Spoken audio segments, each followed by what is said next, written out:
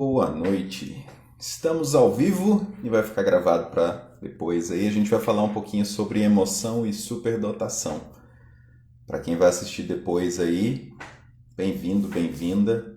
Bom dia, boa tarde, boa noite. Dá um tempinho agora aí para o pessoal ir chegando. Boa noite, bem-vindas. Eu vou aproveitar esse tempinho inicial, vou só mandar o aviãozinho para quem está online aqui agora, gente. Bem-vinda, bem-vindo. A gente vai falar um pouquinho hoje sobre a parte emocional. Na realidade, não vou nem usar a palavra parte, porque a gente segue aí o método cartesiano de ficar fragmentando.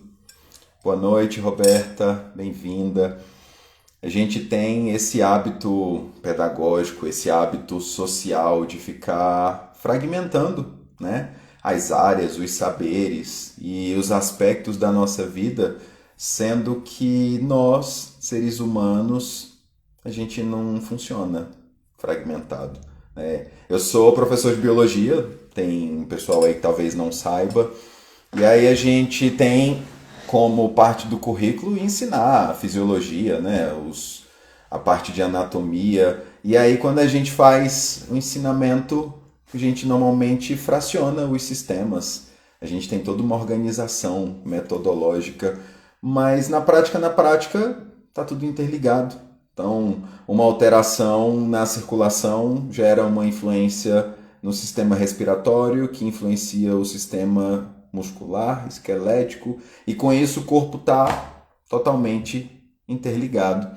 E aí, a gente, quando escuta falar em emoção e razão, a gente entende que são tipo duas coisas distintas, que são duas coisas separadas. São duas coisas que podem até ter mecanismos diferentes de atuação, mas elas não funcionam separadas. Especialmente na nossa vida, né? na nossa relação enquanto seres humanos.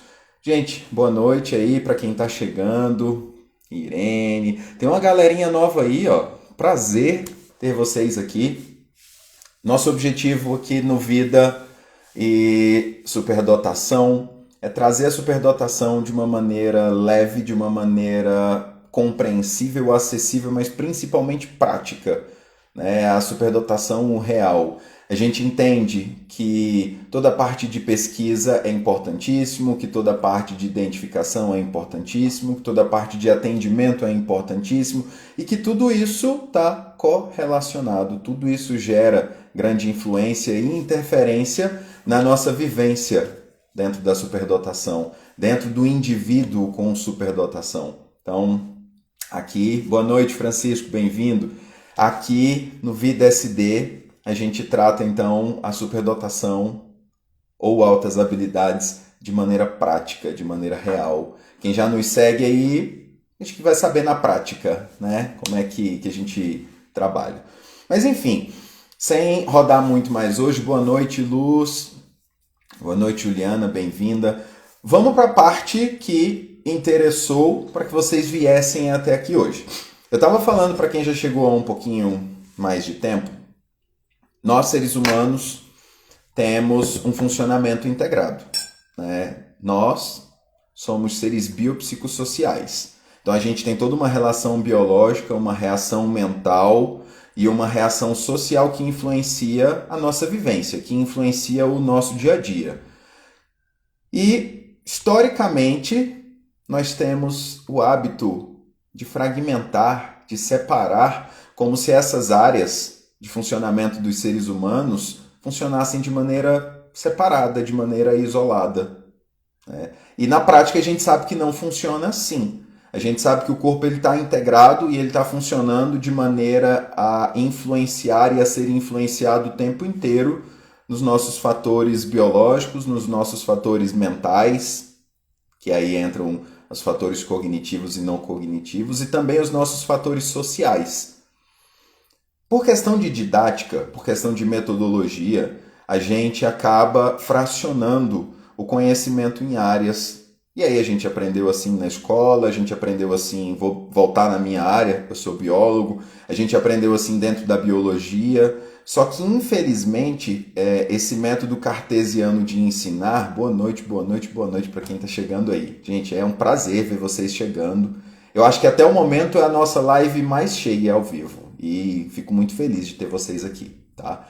Vou me esforçar para dar meu melhor aqui e transmitir a mensagem de maneira mais clara, mais objetiva possível, tá bom? O método cartesiano, então, de ensino e aprendizagem, ele funciona para poder sistematizar, mas ele dificulta na compreensão. Então, eu, enquanto biólogo, como eu falava, a gente vai ensinar a fisiologia e a anatomia, a gente separa o sistema circulatório, o sistema respiratório, o sistema digestório, o sistema nervoso. Só que na prática está tudo funcionando junto. O sistema nervoso está coordenando. Se eu vou ter alguma vivência ou alguma experiência que eu precise aumentar o fluxo sanguíneo nos meus músculos, o meu coração ele acelera, ele bate mais rápido e mais forte, numa intensidade maior, numa frequência maior. Com isso eu tenho um maior aumento de velocidade no fluxo sanguíneo que pode ser direcionado para os músculos, mas para isso eu vou precisar de mais energia, então aumenta o ritmo respiratório, minha respiração fica mais acelerada e também mais profunda, e a gente não costuma ver a prática de como isso interfere no nosso dia a dia, na nossa vivência. Por quê? Infelizmente as escolas elas trazem para a gente uma visão de decorar o conteúdo e não de entender, compreender e principalmente aplicar o conteúdo.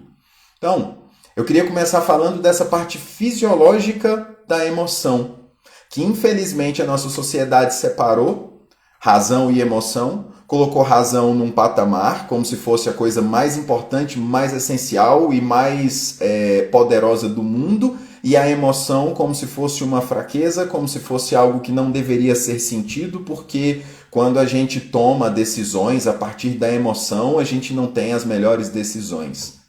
E se eu falar para você que razão e emoção tá vivendo, interferindo e decidindo na nossa vida o tempo inteiro? E se eu falar para você que a emoção é um fator fisiológico evolutivo que acompanha a espécie humana já há milhares de anos, e para ir até um pouco mais longe, a emoção é um fator fisiológico, ou seja, o funcionamento de um corpo, de um ser vivo, evolutivo que acompanha os vertebrados, que acompanha principalmente os mamíferos, que os cães têm emoção, que os gatos têm emoção, que os elefantes têm emoção. Emoção e sentimento são duas coisas distintas, eu vou falar um pouquinho dos dois hoje.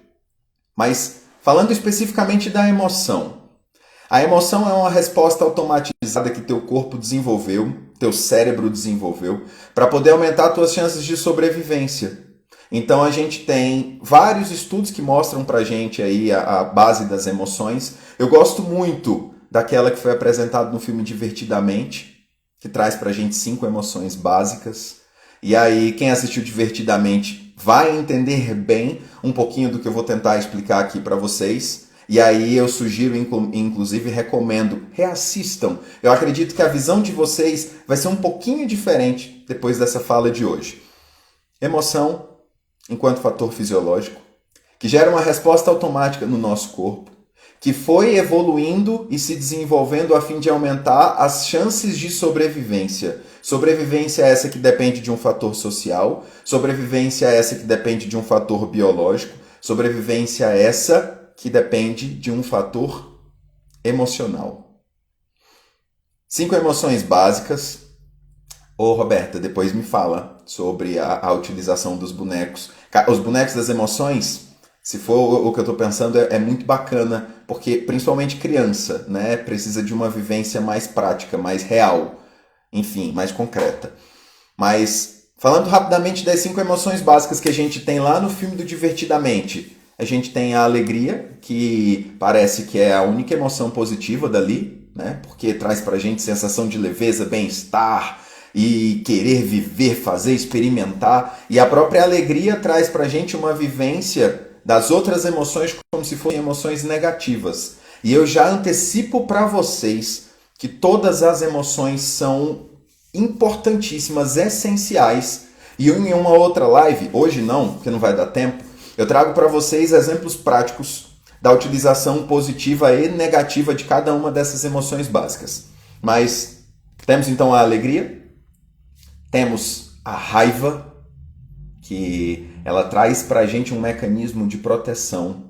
Ela traz para a gente um mecanismo, muitas das vezes, de combate ou de fuga, que são coisas essenciais para a nossa sobrevivência. Principalmente pensando num cenário primitivo onde a gente estava vivendo ali numa savana, onde a gente estava vivendo numa floresta, onde a gente estava vivendo num ambiente selvagem, onde nós, seres humanos, somos presas fáceis. Porque a gente não tem muita força, a gente não tem muita agilidade, a gente não tem presas, não tem garras, não tem uma audição muito acurada, não tem uma visão tão perfeita, principalmente periférica, que é a visão mais desenvolvida em presas, porque biologicamente falando nós somos presas e não predadores. Nossa cognição, nossa parte mental é que nos transformou em predadores, porque a gente teve toda uma evolução de uma parte cerebral, que eu vou falar disso depois. Mas, biologicamente falando, nós somos seres frágeis. Nossa pele é extremamente frágil. Nossas terminações nervosas são altamente sensíveis. E com isso, a raiva, ela desenvolve na gente um mecanismo de defesa de autoproteção, de luta, de fuga. Tá? Aí a gente tem também a tristeza, e o pessoal pensa que, nossa, tristeza, que emoção ruim. Não. A tristeza ela é uma emoção que faz você parar para refletir, analisar, pensar. Ela é uma emoção que gera a empatia, a simpatia. Ela gera um fator social de agregação, de proteção, de cuidado. Aí a gente tem também uma outra emoção básica que é o nojo. Nossa, o nojo. Gente, o nojo é essencial para a nossa sobrevivência porque faz com que a gente evite comer coisas que possam estar estragadas. Faz com que a gente evite situações que podem, inclusive, manchar a nossa reputação. Porque vocês sabiam que também existe o nojo social, não é só relacionado à comida. O nojo é uma emoção de defesa e proteção que evite com que a gente se exponha a situações de risco. De novo, situações de vida. O nojo, a tristeza, a alegria, a raiva são emoções que levaram milhares e milhares e milhares de anos para evoluir. Então não tinha como nós, seres racionais, em alguns anos ou décadas ou talvez até séculos, botar toda essa parte fisiológica básica de funcionamento de lado.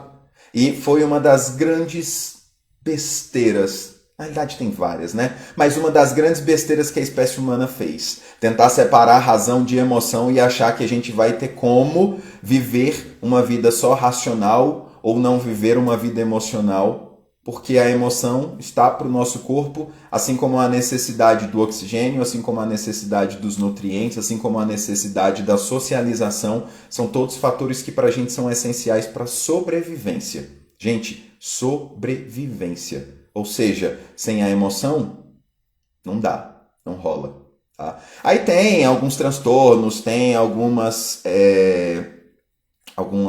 disfunções neurológicas cerebrais que não vou falar aqui, mas é óbvio que o corpo ele não funciona em sua plenitude, em sua perfeição. Até porque, como eu tenho falado nessas lives, sendo os seres humanos seres biopsicossociais, vários dos nossos fatores são influenciados pela nossa vida social. Então a gente tenta mascarar, tenta camuflar, tenta abafar, tenta não demonstrar vários dos nossos fatores básicos para uma sociedade que rotulou um padrão de bom, de errado, de certo e de ruim, de bonito e de feio, de saudável e de doente, e aí a gente, para não ficar fora, tenta se encaixar nesse padrão. Só que entendam uma coisa muito significativa. Você tentar se encaixar no padrão, muitas das vezes vai fugir da tua essência. Imagina que você é uma estrela e quer encaixar numa forma quadrada. Você é um círculo e quer encaixar numa forma retangular. Ou você vai apertar, ou você vai sobrar, ou você vai se machucar para caber ali. E aí agora falando especificamente da superdotação.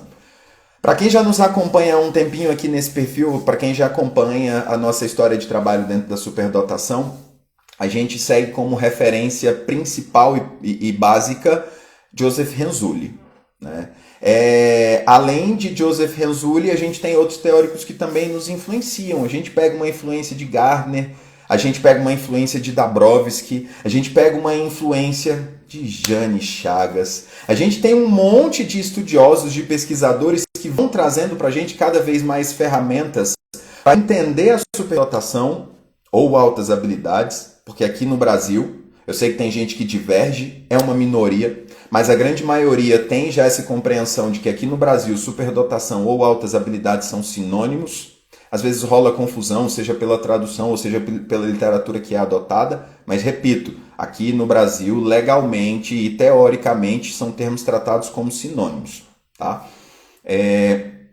A superdotação, historicamente, ela vem sido tratada muito mais a habilidade e o produto que aquela habilidade gera do que a pessoa que carrega aquela habilidade ou aquela potencialidade.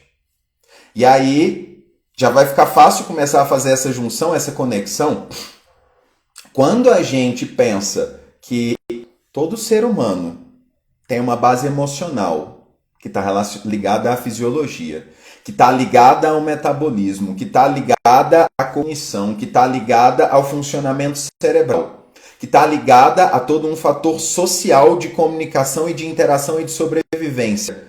Como é que a gente separa a emoção de superdotação, gente? Pelo amor de Deus. Só que, infelizmente, nossa sociedade, que está muito mais focada em retirar de você que você pode oferecer a ela e não pensar no que ela pode oferecer a você. Deixa eu ver como é que está a minha conexão, que eu estou travando aqui. Eu não sei para vocês, de inglês. Nossa sociedade, infelizmente, muito capitalista, muito voltada no funcionamento de engrenagens. Fala muito disso, que nós, seres humanos, muitas das vezes somos vistos como números, não como pessoas. Nós somos vistos como produtos ou como geradores de produtos, de receita.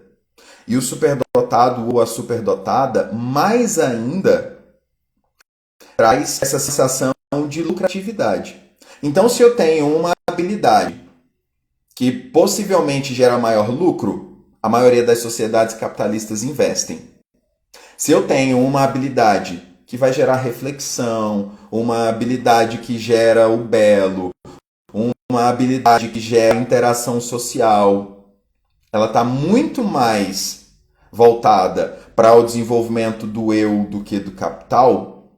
A gente não tem tanto investimento de governos, a gente não tem tanto investimento de políticas públicas, a gente não tem tanta valorização e reconhecimento da própria sociedade. Para pensar o seguinte, gente. Quando a gente começou a falar assim, tipo, teoricamente, academicamente e principalmente financeiramente falando de superdotação, foi pós-Revolução Industrial. E aí o mundo está todo voltado para o aumento na linha de produção, o mundo está todo voltado na necessidade de substituição de de pessoas. Eita, agora que eu fui ver aqui que está falhando. Espero que já tenha parado de falhar. Depois, se ficar algum pedaço confuso, que ficou cortado, que ficou travado, avisa, por favor, aí nas perguntas, nos comentários, para eu poder voltar e falar. Tá?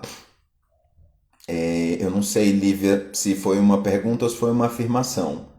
Mas eu vou continuar e qualquer coisa vocês sinalizem aí por gentileza, tá bom? Eu estava falando então...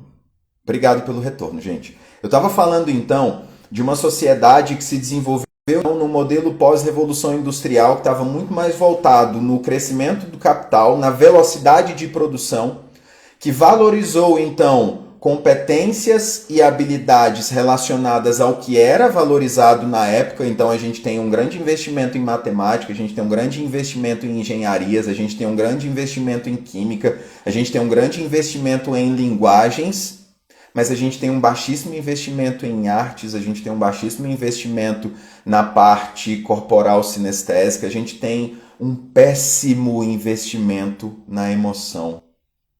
Por quê? Se eu tenho seres pensantes e que sentem, elas não vão aceitar qualquer coisa que a sociedade impõe. Elas não vão entender que o que eu sinto é o que eu sinto e eu tenho que validar. A sociedade criou, infelizmente, Um modelo no qual a invalidação do que eu sinto é a prioridade, porque eu preciso me encaixar, eu preciso caber, eu preciso pertencer a um modelo que não valoriza a individualidade. Ela valoriza o que eu apresento para a sociedade.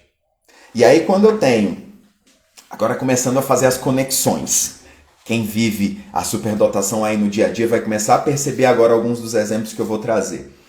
Quem vive desde a infância e principalmente na adolescência as manifestações da superdotação, de toda a influência emocional da superdotação, tem uma criaturinha que sofre por não encaixar, que sofre por não caber, que sofre por não conseguir fazer igual, pensar igual ou ser igual a todo mundo.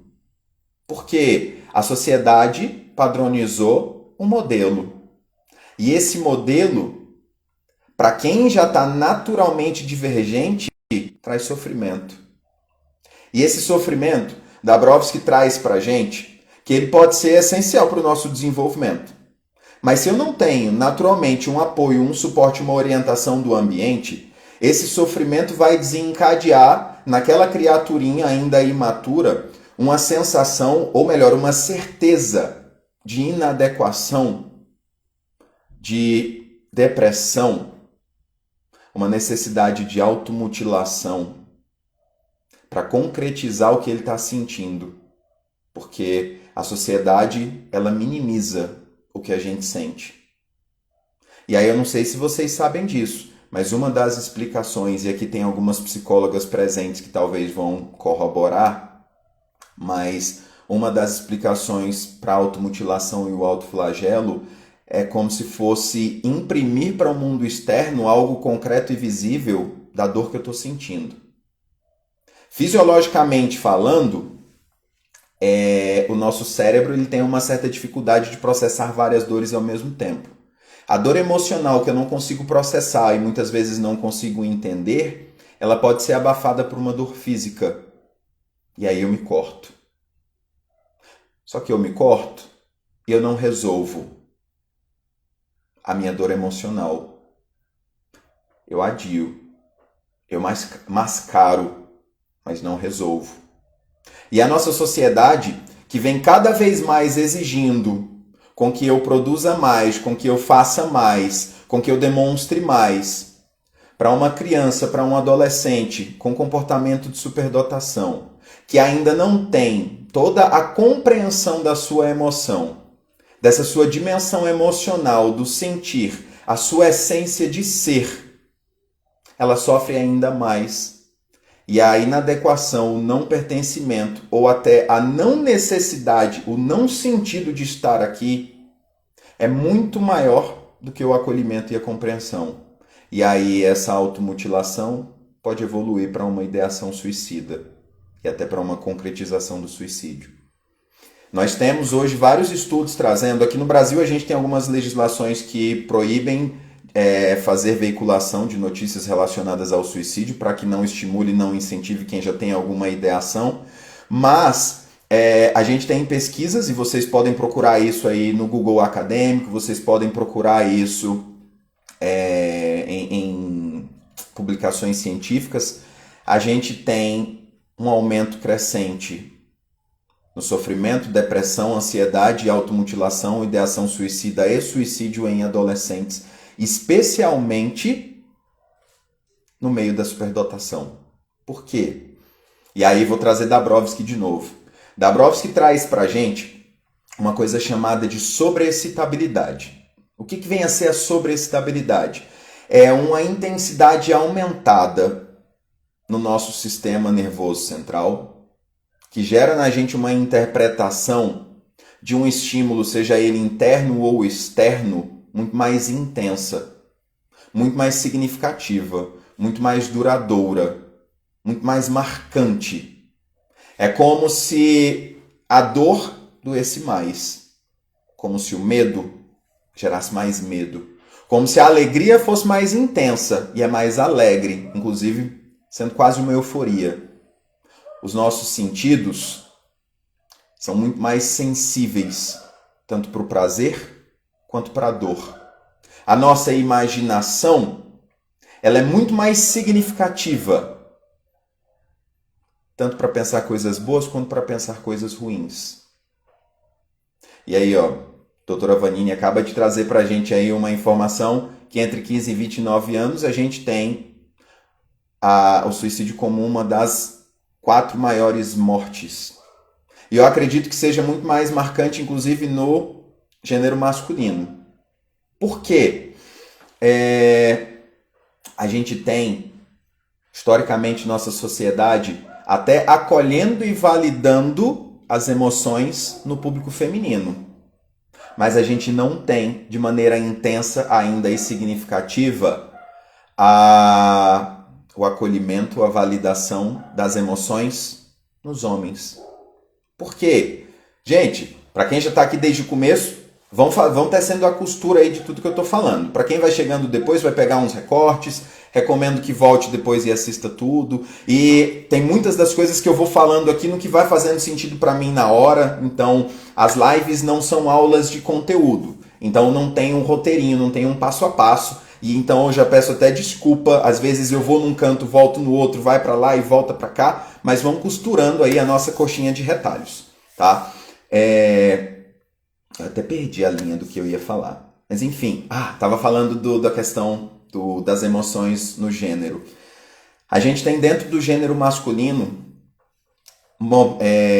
todo um processo de intensidade emocional que gera um sofrimento e uma incompreensão por uma falta de acolhimento da sociedade que colocou a emoção como um fator de fraqueza.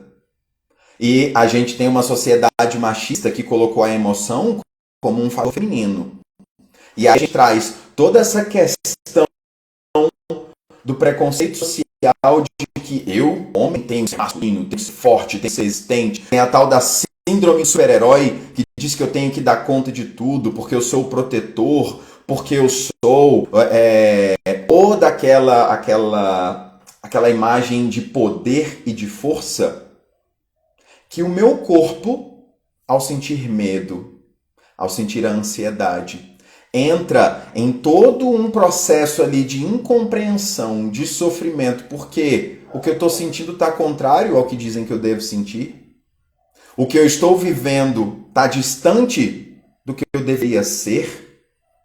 E aí, Dabrowski traz para a gente que um dos momentos aí de muito sofrimento, de desconstrução, ele fala de desintegração da nossa personalidade, podendo se reintegrar de uma maneira um pouquinho mais evoluída, um pouquinho mais madura. Ele traz pra gente todo esse processo do que eu sou e do que eu deveria ser. Ou do que eu era para o que eu sou. E às vezes a gente fica remoendo o passado, querendo voltar, e não tem como. Ou a gente fica sofrendo pelo que eu deveria ser, pelo que o outro julga que eu deveria ser, e não pelo que eu sou verdadeiramente na minha essência. E quando a gente pensa que na superdotação ou altas habilidades, repito, aqui eu trago como sinônimos. Majoritariamente no Brasil a gente trata os dois como sinônimos. Então, quando eu tenho dentro da superdotação um cérebro já naturalmente mais intenso, seja para uma área acadêmica, mas também para uma área emocional, para um fator emocional, eu vivo isso tudo de maneira muito mais marcante, de maneira muito mais significativa. E quando eu já tenho compreensão de quem eu sou, de como eu sou, do que eu gosto, de como eu funciono, eu tenho uma tolerância maior com relação às minhas dores e aos meus sofrimentos. Mas e quando eu não tenho? Quem aí estudou inteligência emocional? Quem aí foi acolhido na infância e na adolescência? A minoria. Porque quando você caía e esfolava o seu joelho, você estava ali chorando, vinha um adulto, te pegava no colo e falava, passou. Como que passou? Não é ela que está sentindo, é você. Ou então falava, não é nada não, não é nada não. Como que não é nada não? Eu estou sentindo. E a gente, desde a infância, vai sofrendo um processo de invalidação do que eu sinto, do que eu penso, do que eu acho, baseado no que o mundo externo traz para mim como verdade, ou como padrão, ou como belo, ou como bom. E a gente precisa, gente, urgentemente trazer esse processo de validação do ser. Ser muito mais do que o ter. E aí, Patrícia ainda colocou aí, e ainda tem uma grande maioria que desengole o choro. De tipo, você não pode sentir isso, porque isso é fraqueza. Porque as pessoas vão usar isso contra você. E talvez tenha gente que use sim, porque nós temos pessoas de má índole na sociedade. Mas nós temos também pessoas de boa índole na sociedade. E vocês sabiam que o choro é uma manifestação fisiológica que traz o acolhimento social? Se você está pela rua rindo, sorrindo e alegre, as pessoas podem até ver você feliz, sorrindo e alegre. Mas não é todo mundo que vai chegar até você para saber seu motivo de alegria. Agora, se você estiver chorando, a quantidade de pessoas que vai chegar até você para te acolher, ou para pelo menos demonstrar um olhar de acolhimento, inclusive sendo desconhecido, eu não estou falando de amigo não, de conhecido não, eu estou falando de desconhecido. A chance dele chegar até você é muito maior, porque isso é um fator fisiológico de mecanismo de desenvolvimento do teu cérebro. Tá? Faz parte de todo um fator social de evolução da espécie humana. Porque, repetindo, vocês vão memorizar isso aí, eu acredito. Nós, seres humanos, somos seres biopsicossociais. Então a gente tem um fator biológico que influencia. Meu corpo, minha genética, meu metabolismo, todo o funcionamento do meu corpo biológico, enquanto máquina. Nós somos seres psicológicos. Nós temos a psique, a mente, o pensamento, a cognição, as memórias. E nós somos seres sociais. Nós temos toda uma troca com o meio. Inclusive, para quem não sabe, de novo, lá vem aquela aulinha de biologia. A gente tem uma parte cerebral muito desenvolvida na nossa infância, na nossa adolescência, chamada de neurônios espelho. Eu não sei se vocês já ouviram falar, mas é por isso que a criança é um repetidor, é um copista de um adulto. Faz parte do nosso processo de desenvolvimento social. Faz parte do nosso processo de inserção naquele meio ao qual a gente está inserido. Então a gente tem uma parte do nosso cérebro desenvolvida para copiar. Gente, copiar. Só que depois que a gente vai amadurecendo, vai se desenvolvendo, nosso sistema fisiológico, toda a nossa fisiologia vai amadurecendo, os neurônios espelho, eles vão deixando de ter uma ação primordial e passam a ter uma ação secundária. E aí a gente pode usar a nossa cognição, toda a nossa razão, todo o nosso processo de racionalização. Mas entendam o seguinte, não tem como usar a razão tirando a emoção. Porque a maior parte das nossas decisões, a maior parte das nossas respostas automáticas, a maior parte das nossas respostas sociais, elas estão no nosso subconsciente. Elas não estão na nossa parte racional de agir, de pensar, de decidir.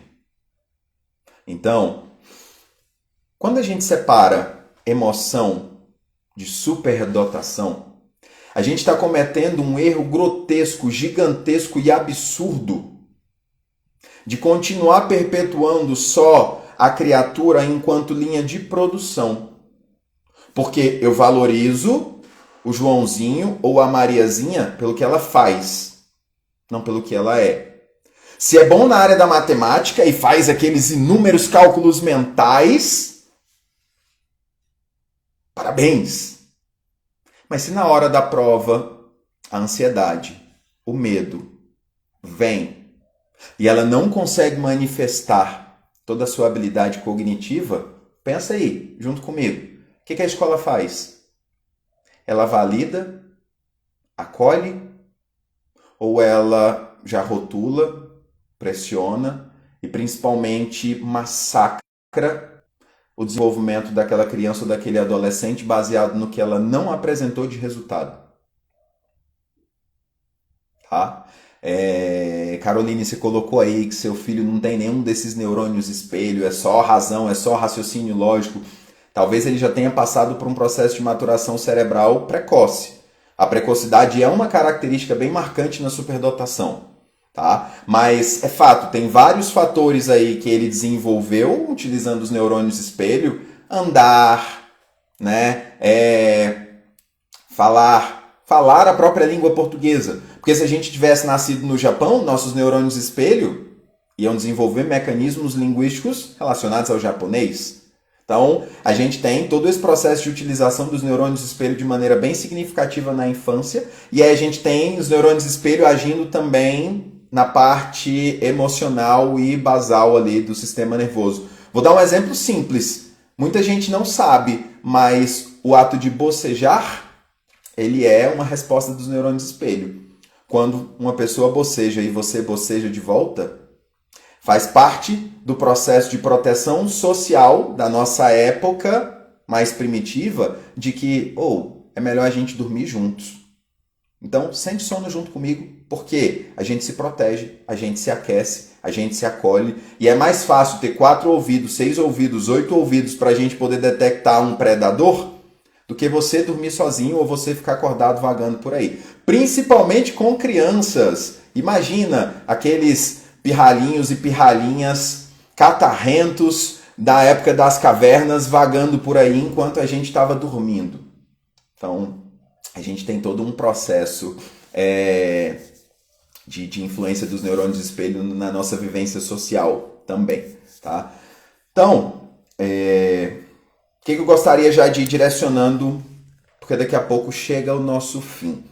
Eu não consigo muitas vezes acompanhar o que vem de mensagens e de comentários aqui, então peço desculpa se eu deixei passar algum comentário, alguma pergunta ou alguma dúvida. O que eu peço a vocês mandem depois mensagem no direct, tá bom?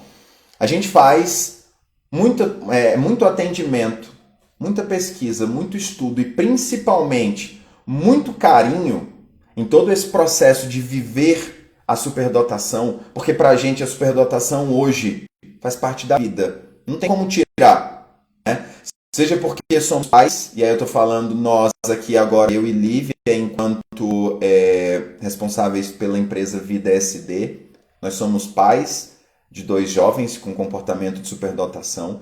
A gente tem o trabalho de atendimento a jovens, e aí já vou aproveitar para fazer essa divulgação, tanto no Germinação, que é um atendimento em grupo, de jovens, pré-adolescentes e adolescentes e jovens adultos com comportamento de superdotação. A gente tem a mentoria, que já é um atendimento voltado às necessidades e particularidades de jovens, adolescentes, adultos e... não vou dizer velhos adultos não, porque vocês vão ficar chateados com isso, né? Jovens adultos e adultos já um pouco mais velhos. A mentoria, ela também funciona muito bem. E a gente tem o Família, que é todo um processo de acolhimento, de troca de experiências. Não é de aula, gente, é de conversa, de acolhimento e de partilha de pais e mães, de famílias que vivem as alegrias, as tristezas, os sofrimentos, os dilemas da superdotação. Tá? Então, tudo isso que a gente faz é sempre com muito amor envolvido. Por quê? Assim como na superdotação, quem já trabalha com a superdotação sabe que quando a gente tem um motivo ou uma motivação para fazer aquilo é mais bem feito. Aquilo ali é feito dentro da nossa excelência. Ele não é feito por fazer. Pensa quantas coisas você foi obrigado a fazer que você fez só o mínimo para passar, para ser aprovado, ou para ganhar um ok, um joinha. Agora pensa naquelas coisas que para você fazem muito sentido, que para você talvez sejam uma missão de vida. Você faz mais ou menos ou dá o seu melhor? Dar o seu melhor não é fazer feito, mas é fazer o mais possível da perfeição do que aquele momento te proporciona. Tá? Então, dentro dos atendimentos, a gente tem um foco, e aí eu vou falar agora de mim, eu enquanto professor, enquanto mentor, eu tenho uma preocupação muito grande de como está toda essa parte emocional, toda essa parte cognitiva e toda essa relação com a habilidade e a potencialidade do jovem que passa pelo atendimento. Porque não adianta de nada eu querer que ele produza ou querer incentivar essa produção se eu não tenho um bom equilíbrio emocional, se eu não estou bem. Vou produzir para quê? Produzir para mostrar para o outro que eu estou produzindo? Para um jovem ou para uma jovem que já tem toda essa questão emocional bem desenvolvida, bem marcante, bem presente, ela se sente usada. Ela se sente diminuída. Ela se sente como se ela só tivesse valia se estivesse fazendo e produzindo o que os outros aplaudem ou dizem que é bom. Não validam seus momentos de baixa. Não aproveitam seus momentos de alta. Porque vivem muitas vezes um momento de autossabotagem ou de síndrome de impostor. Porque não veem, não enxergam, muitas das vezes, as possibilidades de um bom desempenho naquele momento em que estão bem. E aí, gente, não posso deixar de falar, é algo que eu sempre falo e vou reforçar e vou repetir. Precisamos de todo um acompanhamento profissional nas várias etapas de desenvolvimento da superdotação. Não é só a identificação para te dar um pedaço de papel e falar, toma, teu filho ou tua filha é superdotado e tem um grande QI e tem uma grande potencialidade. E aí? Onde que isso tudo vai ser aplicado? E onde isso tudo vai ser utilizado? A gente precisa de todo um acompanhamento ao longo do processo. E aí eu não estou falando isso para tentar te estimular ou te incentivar a contratar um profissional, não. Não um professor ou uma professora. Mas o que eu te daria agora de maior recomendação, principalmente se teu filho ou tua filha, que está dentro da superdotação, vive de maneira muito intensa tudo o que sente. A alegria, a tristeza, o envolvimento, a dedicação. Coloque num acompanhamento psicológico. O psicólogo ou a psicóloga é uma peça-chave essencial para evitar um sofrimento maior. Porque um profissional vai perceber ao longo do processo de uma iniciação de uma depressão, de uma inadequação, de um sofrimento que possa culminar em algo mais pesado, mais denso, mais perigoso. Eu já tenho uma conexão feita de afetividade, de diálogo, de troca, para que ele sinta confiança de compartilhar. Porque o que muitas das vezes acontece, e pais e mães que vivem esses dramas muitas das vezes da intensidade emocional do filho ou filha superdotado, ou psicólogos que atendem muitas das vezes demandas emergenciais de jovens com essa intensidade emocional dentro da superdotação, não tem tempo hábil para fazer a conexão e poder, de certo modo, gerar uma influência positiva para aquele momento de dor e de sofrimento que aquela criatura está passando. Tá? Então, pensem nisso como um cuidado paliativo. E infelizmente a nossa cultura ocidental, ela é de tratar a doença. Ela não é de diminuir os riscos de ter uma doença. Nossa alimentação é uma porcaria. Porque a nossa indústria, por exemplo, estimula que a gente coma qualquer coisa pelo sabor e não pela qualidade nutricional. A gente enxerga a coitada da nutricionista ou do nutricionista como vilões. Né? A gente enxerga o médico como salvador dos nossos momentos de dor e sofrimento. E se a gente pudesse evitar ir ao médico porque eu já tenho um bom acompanhamento nutricional, se eu já tenho um bom acompanhamento com um educador físico, se eu já tenho um bom desenvolvimento educacional das minhas escolhas? Será que eu precisaria só tratar a doença? Então, a gente precisa investir muito mais na profilaxia do que no tratamento do adoecimento. Tá bom? Então, deixo aí essa dica para vocês. Mais uma dica, assim, vou botar aqui agora, ó, o neon. Isso aqui, sabe aqueles neons assim chamando atenção? Não adianta ser qualquer psicólogo ou psicóloga, não adianta ser qualquer professor ou professora, não adianta ser qualquer avaliador ou avaliadora. Precisamos de profissionais que sejam especialistas em altas habilidades ou superdotação. Gente, são tantos detalhes, são tantas minúcias, são tantas coisinhas conectadas que um profissional generalista, pautado na mesmice e no padrão, vai deixar passar e muito. E pode ser que uma avaliação traga muito mais problemas do que soluções. Pode ser que uma terapia traga muito mais traumas e desconexões do que ajuda e conexão. E eu estou falando isso, gente, sem medo. Porque hoje, eu literalmente, todos os dias, com exceção de domingo, só domingo que não, mas todos os dias eu faço atendimento de adolescentes ou de adultos com comportamento de superdotação.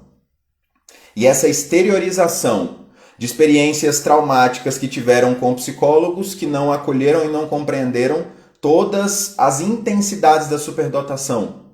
Porque, gente, é sério, a intensidade na superdotação é uma característica tão marcante e tão presente que para o indivíduo com superdotação, se não for validado, se não for acolhido, ela se desconecta de um jeito que às vezes é difícil se reconectar. Tá? E aí, não podemos invalidar o sentir. Por quê? Nós temos uma grande quantidade de pessoas que não sentem, ou que sentem pouco. Mas a gente tem também uma grande quantidade de pessoas que sentem muito. E aí, a gente não pode tratar todos como iguais. A gente não pode generalizar esse tratamento, esse atendimento, esse acolhimento. Tá? Eu não sei, deixa eu ver quem foi que perguntou aqui, Sherry, desculpa se eu tiver falado seu nome errado, Cherry, não é Cherry, é o carro. Mas qual vai ser a linha de atendimento do psicólogo ou da psicóloga vai depender também muito da personalidade e dos mecanismos de funcionamento daquela criaturinha, daquele adolescente ou daquele adulto. Porque, às vezes, um processo terapêutico vai ser altamente eficiente com um e altamente ineficiente com o outro. Ah, Ludmilla, beleza, porque a gente vai aqui pelo nome da rede social. E, às vezes, vou falar nós. Porque uma das características aí, ó, gente, dos profissionais do Vida SD é o estudo constante. Né? Então, não tem como bons profissionais se manterem bons. E aí eu já estou falando bons profissionais validando realmente porque nós somos. Não é falsa modéstia, não. Acerta com todo mundo? Não. Perfeito para todo mundo? Óbvio que não. Mas a gente se esforça para dar o nosso melhor. Tá? Então, bons profissionais, para se manterem bons, precisam se atualizar. E aí nós aqui, do Vida SD, a gente está o tempo inteiro lendo, eu lendo menos do que a Lívia, porque a Lívia adora ler, eu tenho uma preguiça para ler, eu prefiro conversar, eu sou da troca, da conversa, então eu adoro aula. A gente está fazendo um curso com a professora Carla Bloom, na Universidade Federal do Paraná. E é exatamente sobre a teoria da desintegração positiva, o TDP, que é uma teoria trazida por Dabrowski, que traz toda essa questão da sobreestabilidade, toda essa questão dos traumas emocionais, da depressão, da automutilação, da ideação suicida e do suicídio, e também toda essa relação que a gente tem já por outros pesquisadores que continuaram essa linha de pesquisa dentro da superdotação, porque Dabrowski em si, ele não falou diretamente relacionado à superdotação. Ele fez pesquisas também com esse público, né? Os talentosos, principalmente os artistas, no qual essa manifestação emocional acabava sendo muito mais intensa. Mas precisamos, gente, nos manter atualizados. E aí isso, para você aí, ó, desse outro lado, pai e mãe, você também tem que estar atualizado, não só com relação à parte teórica, mas especialmente com relação à parte prática. Porque teu filho ou tua filha hoje é um, amanhã é outro. A intensidade do que ele está vivendo vai influenciar mais ou menos determinados comportamentos. E aí, indo para o final, eu vou trazer Renzulli, que para mim é... Nossa, o cara eu me arrepio ao falar dele. As pessoas, infelizmente, o reduziram só à parte de identificação da sua teoria, que é a teoria dos 3 anéis. Mas Renzulli tem a parte da identificação, Renzulli tem a parte do enriquecimento, Renzulli tem a parte do acolhimento emocional e do desenvolvimento moral.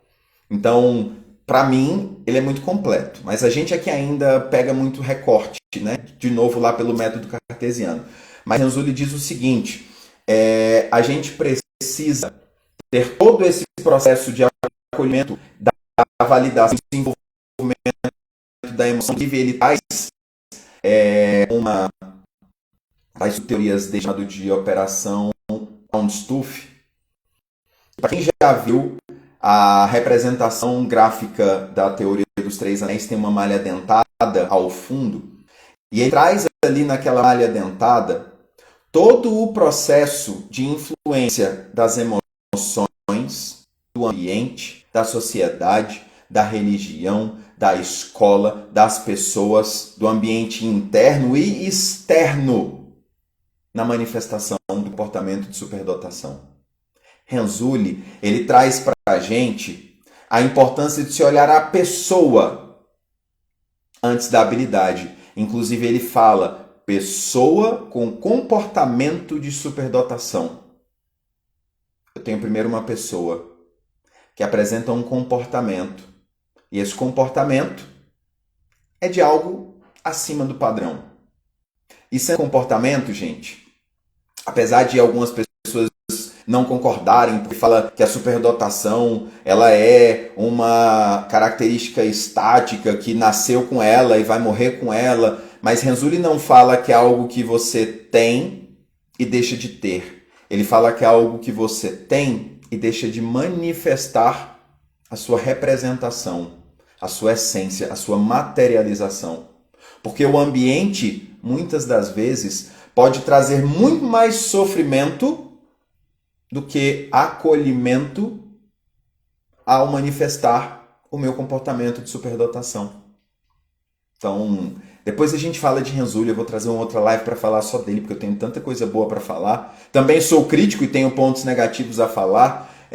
Não venho aqui ficar defendendo o timinho de um tá certo, um tá errado. Gente, não trazemos verdades absolutas. Trazemos as verdades que fazem mais sentido para a gente nesse momento. Então, pelo amor de Deus, precisamos de união nesse meio para poder trazer muito mais acolhimento e melhor atendimento para as crianças, para os jovens, para os adultos e para as famílias que vivem a superdotação. Tá? Então, que vocês discordarem é excelente, que vocês discordarem é excelente. Argumentem depois se tiver uma coisa que você gosta, uma coisa que você não gosta, que faz sentido ou que não faz sentido. Mas o principal, gente, entendam que a manifestação da superdotação em você, ou no teu filho, ou no teu estudante, ela é única. Então não queira repetir um padrão do que foi feito com outros. Isso serve como exemplo, como norte, mas não como regra. Tá bom? A gente vai encerrando por aqui, porque a ideia das lives hoje excedeu tudo o que normalmente a gente faz. Nessas lives, para ser de 40, 45 minutos, a gente já está com quase 1 hora, porque a gente também quer quebrar esse padrão de live de 1 hora. Por que tem que ser de 1 hora?